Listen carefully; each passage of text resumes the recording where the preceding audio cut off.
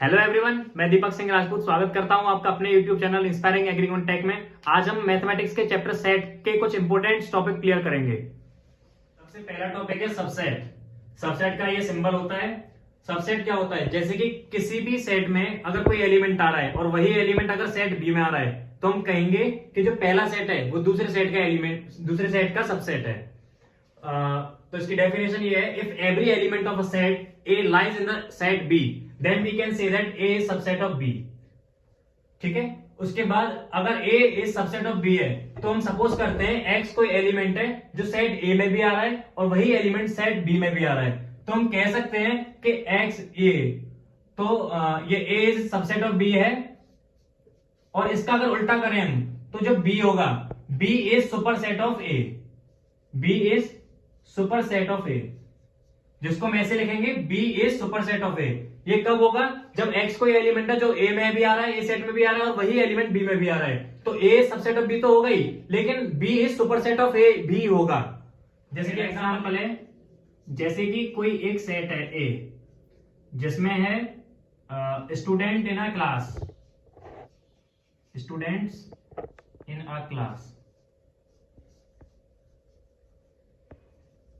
दूसरा कोई B set है जिसमें है student in a school, students in a school. अब ये देखा जाए कि जो बच्चे क्लास में होंगे वो ऑब्वियसली बात है कि वो स्कूल में भी आएंगे, तो हम कह सकते हैं यहाँ पे कि जो ए के सारे एलिमेंट हैं वो बी में लाइज करेंगे। मतलब कि जो ए के सारे एलिमेंट हैं, ए के सारे एलिमेंट कौन हुए? जो बच्चे क्लास में पढ़ रहे हैं। और बी के एलिमेंट कौन से हुए? जो बच्चे स्कूल में पढ़ रहे हैं। तो क्लास के जो बच्चे होंगे वो स्कूल में अपना पाएंगे, तो हम कह सकते हैं यहाँ पे कि जो ए के सारे एलिमेंट है वो बी में आ रहे हैं, तो इसका क्या हुआ? इसका मतलब ए इज सबसेट ऑफ बी। तो अगला टॉपिक है हमारा प्रॉपर सबसेट। प्रॉपर सबसेट क्या होता है? जैसे कि ए जो हमारा है वो सबसेट है बी का, और इसके लिए जरूरी क्या है? जो ए है वो बी के इक्वल नहीं होना चाहिए, मतलब जो सेट ए है वो बी सेट के इक्वल नहीं होना चाहिए, तभी हम कह सकते हैं कि A is proper subset of B. जैसे कि एग्जांपल लें कि सेट ऑफ कोई ए सेट है set of even natural number का, और बी सेट है सेट ऑफ नेचुरल नंबर का, तो हम कह सकते हैं कि ए सेट के अंदर कौन कौन से एलिमेंट लाई करेंगे? ए सेट के अंदर एलिमेंट लाई करेंगे जो इवन होंगे और नेचुरल होंगे। तो इवन नंबर हमारे चालू होते हैं, इवन नंबर वो होते हैं जो 2 से डिवाइड जाते हैं, और नेचुरल नंबर वो होते हैं जो 1 से चालू होते हैं। तो ए सेट में 2 4 6 8 टू द इनफाइनाइट तक लाई करेंगे। और जो बी सेट है, बी सेट क्या होगा हमारा? नेचुरल नंबर 1 2 3 4 5 6 7 8 9 और ऐसे करके टू द इनफाइनाइट। तो ये ए के सारे एलिमेंट बी में तो आ रहे हैं, तो हम ये भी कह सकते हैं कि A is subset of B. तो क्या हम इसे ये भी कह सकते हैं कि A is proper subset of B.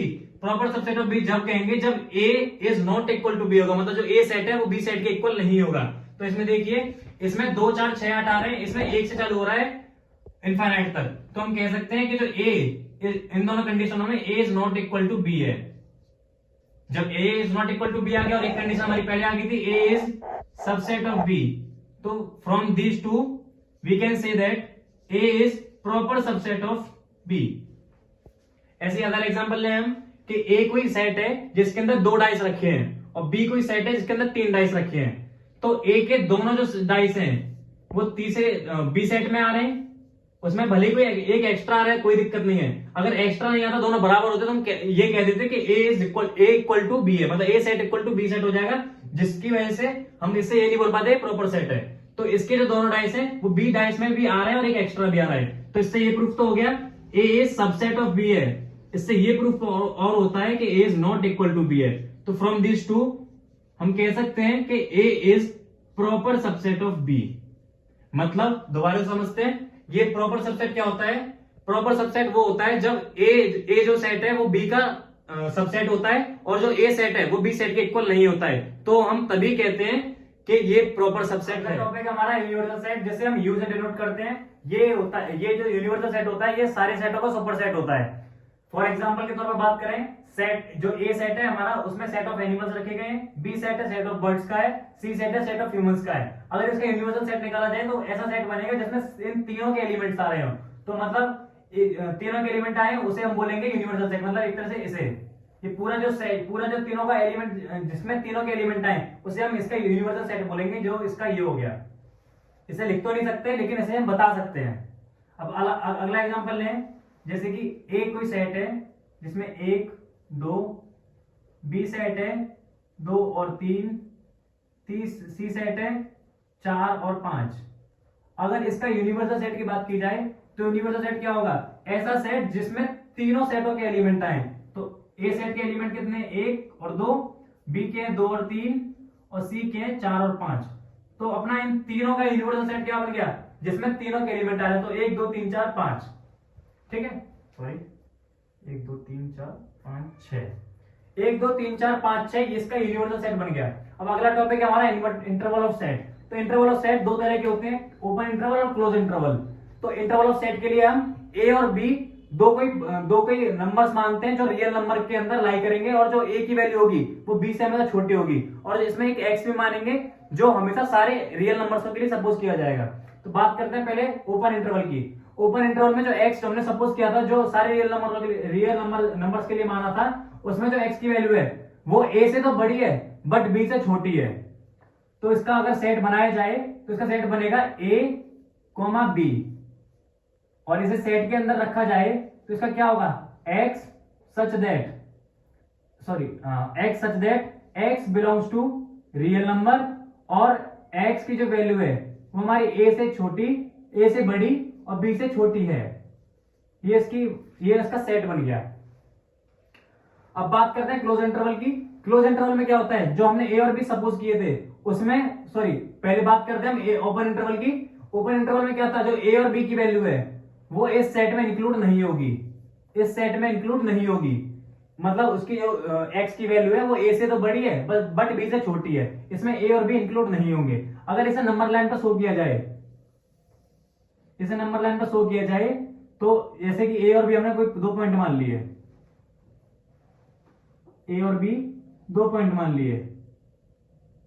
जब इंक्लूड नहीं करते हैं तो उसे हम डार्क नहीं करते हैं, और अगर इंक्लूड करते हैं तो डार्क करते हैं। इसमें इंक्लूड नहीं किया गया ए और बी को, तो ए और बी की जो वैल्यू होगी वो इन दोनों के बीच में लाई करेगी, ठीक है। अब बात करते हैं क्लोज इंटरवल की। क्लोज इंटरवल क्या होता है? जो एक्स की वैल्यू होती है वो ए के बराबर और ए से बड़ी होती है, और बी के बराबर और बी से छोटी होती है। तो अगर हम इसकी बात करें, इसका सेट बनाया जाए तो सेट क्या बनेगा इसका? A comma B. सेट बनेगा x such that x belongs to real number, और जो x की वैल्यू है वो क्या है? a से बराबर, और x की जो वैल्यू है a के बराबर और a से बड़ी है, बट b के बराबर और b से छोटी है। ये इसका सेट बन गया। अगर इसी को हम नंबर लाइन पे दर्शाएं तो नंबर लाइन पे कैसे दर्शाएंगे? a और b वही सेम बात, a और b, बट इसमें a और b दोनों इंक्लूड हो रहे हैं। तो a और b को डार्क पॉइंट से कर देंगे। तो a और b की जो वैल्यू होगी वो a के बराबर और b के बराबर, और इन दोनों के बीच वाले जो नंबर हैं वो सारे नंबर इसमें इंक्लूड होंगे। तो इसका मतलब a और x की वैल्यू जो होगी वो इन दोनों के बीच में लाई करेगी, और जो वैल्यू होगी वो इनके बराबर भी हो सकती है। Collection of all subsets is called power set. मतलब सारे सबसेटों का कलेक्शन ही पावर सेट कहलाएगा। इसे हम PA से भी डिनोट करते हैं। और जो इसमें एलिमेंट होते हैं, पावर सेट के जो सारे एलिमेंट होते हैं वो अपने आप में खुद एक सेट होते हैं। और पावर सेट की अगर बात की जाए तो उसमें वो जो जैसे कि हमें सेट दे रखा है, एक भी सेट दे रखा है, जैसे कि हमें कोई सेट है जिसमें एक एलिमेंट है, तो इसका जो सबसेट अगर पावर सेट निकालेंगे हम, तो इसका पावर सेट का जो एलिमेंट होगा एक तो एम्प्टी सेट होगा मतलब 5, और एक खुद पे खुद होगा ये वाला। तो इसके पावर सेट क्या होंगे? एक तो एम्प्टी सेट और एक खुद वो सेट पूरा। तो ये हो गया इसके पावर सेट। अब अगली बात करते हैं हम कि ये जो पावर सेट होता है ये कभी खाली नहीं होता, क्योंकि खाली जब होगा जब इसका कोई सबसेट नहीं होगा। इसका हमेशा खुद और जो फाई है वो हमेशा इसका सबसेट रहेगा। उसके बाद एक एग्जांपल लेते हैं, जैसे कि हमारे पास कोई बी सेट है, उसमें हमें 1 2 3 तीन एलिमेंट दिए हुए हैं। हमसे बोला है इसका पावर सेट निकालना है। हमें पावर सेट निकालने के लिए सबसे पहले हमें सबसेट फाइंड करने होंगे। सबसेट फाइंड करने का फॉर्मूला क्या होता है? सबसेट फाइंड करने का तरीका होता है सबसेट का फॉर्मूला होता है हमारा 2 की पावर n। n क्या है हमारा? n यहां पे ये n is the number of element, n is the number of elements. तो इस वाले फॉर्मूले में सबसेट कितने होंगे? 2 की पावर n कितना हमारा? 3, कितना हो गया? 8 हमारे क्या हो गए? नंबर ऑफ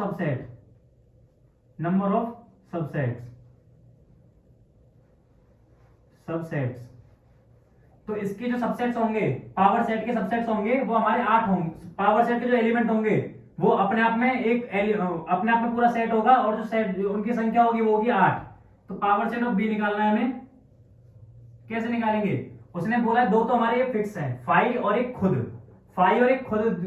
दो जो एलिमेंट है पावर सेट के तो फिक्स है, बाद में हम निकाल लेते हैं। सबसे पहले एक को लेंगे हम, उसके बाद 2 को लेंगे, मतलब इंडिविजुअली सबको अलग अलग, फिर लेंगे हम 3 को,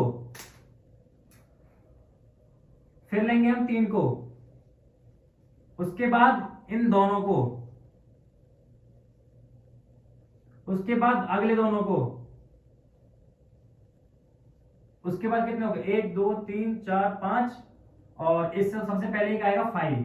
तो एम्प्टी सेट मैंने बोला शुरू में, एम्प्टी सेट के लिए ब्रैकेट की जरूरत नहीं होती, खुद अपने आप में ही पूरा एक सेट होता है। तो 1 हो गया, 2 हो गया, 3 हो गया, ये दोनों हो गए। अब आपस में एक और अब रह गया 1 और 3, पहला और आखिरी। उसके बाद एक पूरा खुद का, जो उसने बोला खुद अपने आप में भी एक एलिमेंट होता है पावर सेट का। तो पूरा कितना? 1 2 3। तो इसके ये सारे एलिमेंट हो गए पावर सेट के। कितने हो गए? 1 2 3 4 5 6 7 8। मतलब हमने निकाला था 8 जो एलिमेंट हो गए पावर सेट के, वो हमारे सारे आ चुके हैं। तो समझ में आया कैसे निकालते हैं पावर सेट? अगला है हमारा वेन डायग्राम। वेन डायग्राम क्या होता है? जो हमें ऑपरेशंस ऑफ सेट और यूनिवर्सल सेट को समझने में मदद करता है। उसकी जो फिगर होता है वेन डायग्राम का, वो इस तरह से होता है। अब अगला है हमारा operations of set. Operation of set में पहला टॉपिक है हमारा यूनिवर्सल सेट। यूनिवर्सल सेट क्या होता है? हमारे पास जितने भी सेट गिवन होते हैं, उन सभी के एलिमेंटों को अगर मिला के लिखा जाए तो उसे हम यूनियन ऑफ सेट बोलते हैं। जैसे कि हमारे पास कोई 2 सेट है, ए और बी, अगर हम इसका यूनियन ऑफ सेट लिखेंगे तो ऐसे लिखा जाएगा, जिसका मतलब होगा इसमें ए और बी दोनों के एलिमेंट आ रहे हैं। अब इसका वेन डायग्राम बनाया जाए तो ए कोई एलिमेंट, ए सेट ये हो गया एक सर्कल, और बी सेट हो गया दूसरा सर्कल। तो इन दोनों का जो इन दोनों का जो यूनियन होगा, वो शेडेड जो पोर्शन इसमें दिख रहा है, जो शेडेड पोर्शन, वो इसका यूनियन होगा। और जो बीच वाला होगा, इसे हम अगले टॉपिक में पढ़ेंगे। वीडियो में बस इतना ही। अगर आपको हमारी वीडियो पसंद आए तो आप इसे लाइक, शेयर और कमेंट कर सकते हैं। अगर आपको कोई डाउट है तो आप हमें कमेंट बॉक्स में मेंशन कर सकते हैं। अगर आपने हमारे चैनल को अभी तक सब्सक्राइब नहीं किया है तो आप उसे सब्सक्राइब कर लें, जहां पे आपको सारी इंफॉर्मेशन सबसे पहले मिल जाए। अगर आपने हमारे सोशल मीडिया प्लेटफॉर्म पे हमें फॉलो नहीं किया है तो वहां पे फॉलो कर लीजिए, जहां पे आपको सबसे महत्वपूर्ण जानकारियां मिलती हैं। तब तक के लिए पढ़ते रहें। Good bye.